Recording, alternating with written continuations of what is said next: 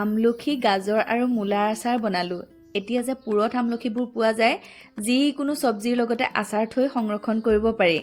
মোৰ যিহেতু হোষ্টেলাৰ্ছ আছে, ছোৱালীজনীৰ কাৰণে এনেধৰণে বনাই দি পঠাওঁ। আজি এবটল বনালোঁ, তাকে আপোনালোককো পৰিৱেশন কৰি দেখালোঁ।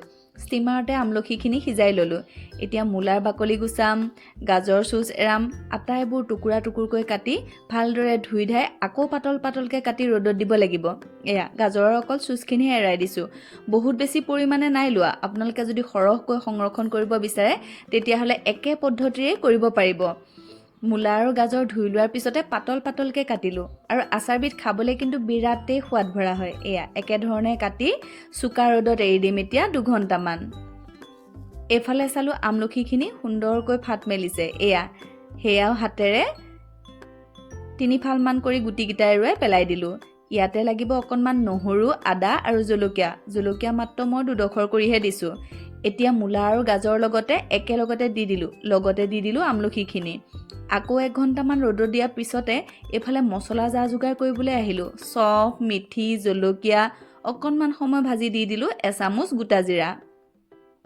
এইখিনি ঠাণ্ডা হ'লত এটা পেষ্ট কৰিম।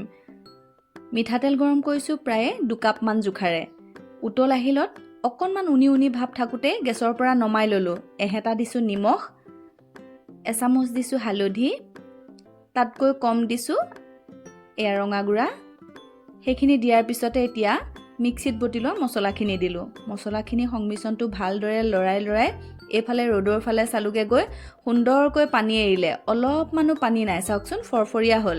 এইখিনি আনি লগে এতিয়া তেলত দি দিলোঁ।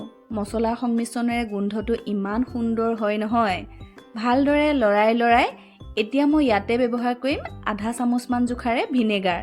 নিদিলেও অৱশ্যে কথা নাই, কিন্তু বেয়া হৈ যাবও পাৰে বুলি মই ভিনেগাৰ অকণমান দি থওঁ। তেতিয়া আৰু সংৰক্ষণটো সুন্দৰকৈ হৈ থাকে। ৰ'দত 1 ঘণ্টামান এৰাৰ পিছতে এতিয়া বটলত ভৰাব হ'লেই।